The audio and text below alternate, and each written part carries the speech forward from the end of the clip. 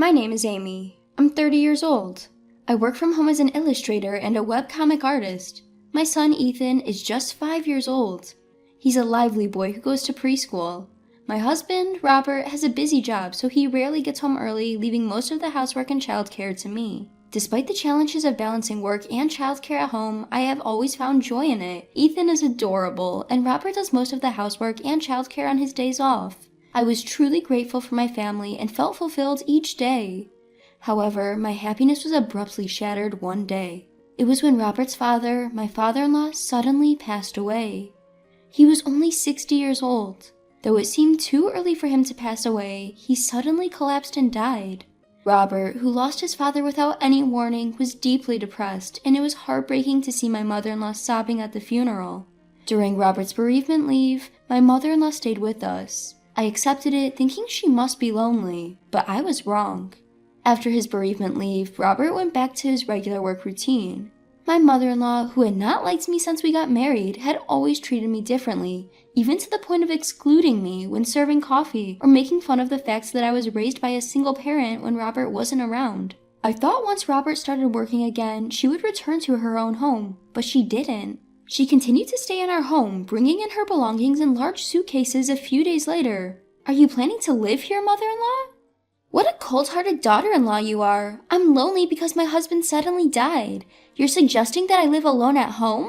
That's ridiculous." I had asked her if she planned to stay with us, but I was shocked by her arrogant attitude and couldn't say anything in return. It's true that my mother-in-law is feeling lonely, and she is Robert's important mother, so I couldn't kick her out. And she kept bringing more and more of her belongings, eventually establishing her own nest in our living room. I work from home, so I ended up spending more time with my unemployed mother-in-law than anyone else in the family. Those days were nothing but torture. "You're always at home doodling away. Robert is out there working hard. I feel sorry for Ethan. He has been put in daycare from such a young age just for your hobby. When I was young, I took care of Robert while doing housework." My mother-in-law, who had never worked after getting married at a young age, had always been against the idea of daycare. She regarded my work as a mere hobby and started making a fuss about how pitiful Ethan was for being put in daycare. In addition, after my mother-in-law started living with us, my household chores increased significantly. Because my mother-in-law would say things like, "You won't even serve lunch to your hungry mother-in-law. What a mean daughter-in-law you are." I had to start preparing lunch as well. Despite never doing any cleaning herself, she constantly complained, "If we live in such a dirty environment, both Robert and Ethan will get sick." She kept nagging me to clean every nook and cranny while I was working, which took up more of my time. No matter how much housework piles up, work deadlines do not wait. If I'm working late into the night, my mother-in-law would say, "Poor Ethan, he doesn't even have his mom to play with him," while she simply watches TV. I've often thought about discussing the issues with Robert, but in his presence, my mother-in-law puts on a gentle facade. Besides, Robert is currently immersed in a significant work project. Not wanting him to feel stressed at home as well, I decided to endure the situation. With my passivity contributing to the problem, my mother-in-law grew increasingly overbearing. She refused to eat the lunches I prepared, complaining, "This is awful. You're trying to kill me with this overly seasoned food." She even started demanding money for dining out, often asking for more than $250. I questioned whether she really needed that much even just for dining out. However, she angrily retorted, "Are you telling me not to have fun? I want to go to the casino. Are you saying a poor widow like me shouldn't enjoy the casino? You're the worst daughter-in-law ever." Left with no other choice, I reluctantly gave her the money. Her demands for housework and money escalated day by day. Between work, housekeeping, parenting, and being my mother-in-law's punching bag, I felt at my wit's end. One day, on our way home from daycare, Ethan asked me a heart-rending question. "Mom, am I a poor child?" "What? Why would you think that?" "Grandma said so. She said you're always having fun and that you probably don't like me." Tears welled up in Ethan's eyes as he spoke those words. It was at that moment that I realized my mistakes. The feeling was akin to a rude awakening, and I resolved that I couldn't continue living this way.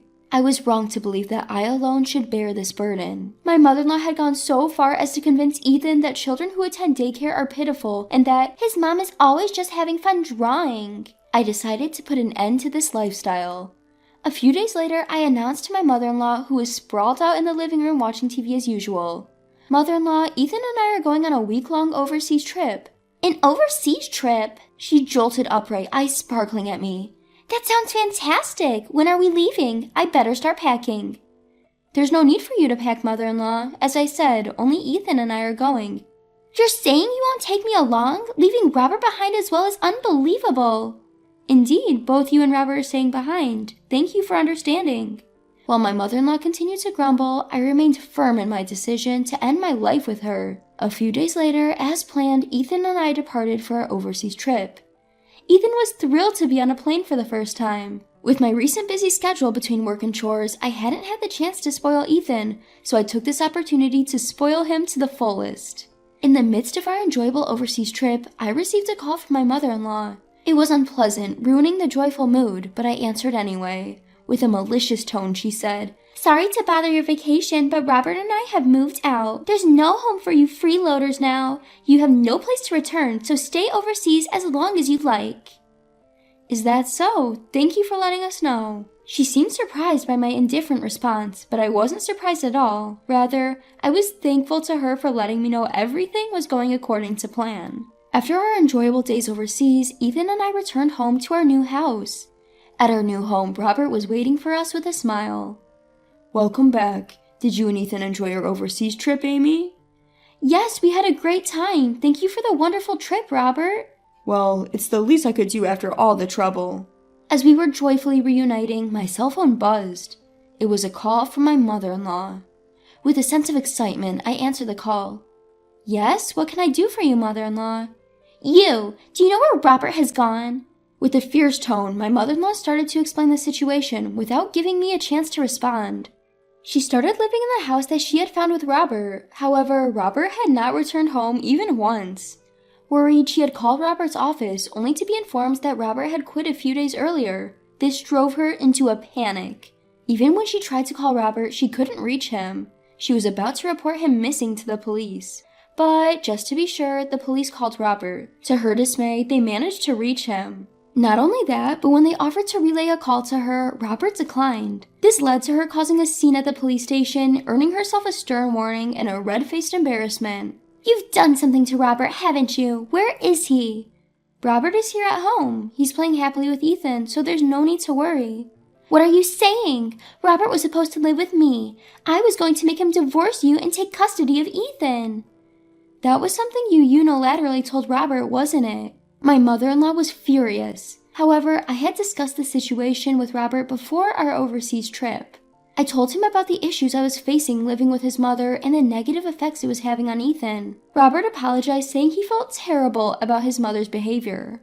I realized for the first time during our conversation that Robert had also been struggling living with his mother. Each time they were alone, she would badmouth me, saying things like, "Amy is constantly verbally abusive. She won't even let me eat," and "You should divorce that woman as soon as possible."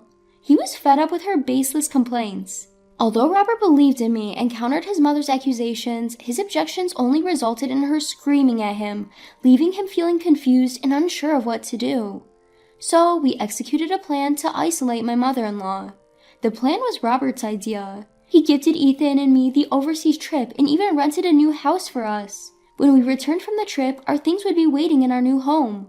Since our old house was set to be vacated, Robert suggested to his mother that they should find a new house. Misunderstanding his intentions, she happily believed that Robert intended to divorce me and live with her in the new home. In her rush to ensure that I had no place to return to, she quickly settled on a house and completed the move. Robert, without informing his mother, had our family's and Ethan's belongings moved to our new home, while his mother's belongings were sent to her new place. Robert had avoided any contact with his mother, which is why she couldn't reach him. When she called his office, she was told that he had quit because, coincidentally, Robert was headhunted by a better company and decided to change jobs. In other words, during the week when Ethan and I were traveling abroad, Robert, Ethan, and I had moved into a house where we three would live together. At the same time, my mother-in-law had moved into a house where she would live alone. I imagine it was hard for you, mother-in-law, to see the face of an incompetent daughter-in-law every day. Robert and I thought it would be wise for both of us to avoid seeing each other from now on, and so we decided to handle it this way. "You are such a terrible daughter-in-law." When I explained the situation, my mother-in-law yelled at me over the phone. Robert, sighing at the voice of his mother leaking out, came up to me, subtly took over the phone, but she kept insulting me without noticing.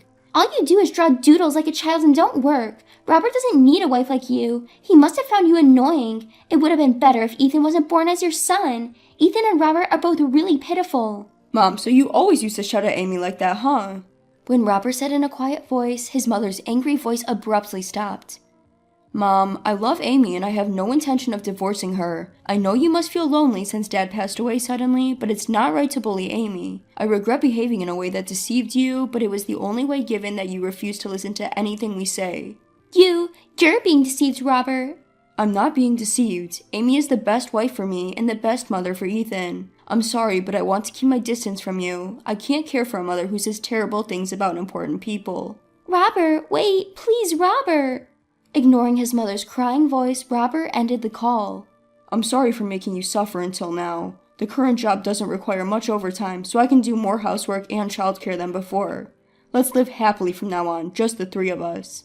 Yes, thank you, Robert. Thus, our family decided to cut ties with the mother-in-law. Later, I heard from a relative that my mother-in-law had been living for a while by dipping into her husband's inheritance. However, she couldn't stop going to the casino and for the first time in her life had to work. With no work experience, my mother-in-law, now 55, was swallowed up by the rough waves of society, leading to hard times. When Robert found out about his mother's situation, he felt sorry for her and reached out once. However, my proud mother-in-law dismissed his help, saying, "You're no longer my son. You've been tainted by that devilish daughter-in-law." Robert was dumbfounded by his mother's attitude and said with a tired face that he would no longer contact her. As for me, I turned the days of harassment by my mother-in-law into a comic essay and it became a huge hit. I got a call from a publisher and I was able to publish the comic essay book I've always wanted. I guess I should be grateful to my mother-in-law who gave me all kinds of trouble. During the hellish days after my mother-in-law came into our house, I didn't know what to do, but I fell in love with Robert again for saving me from those days.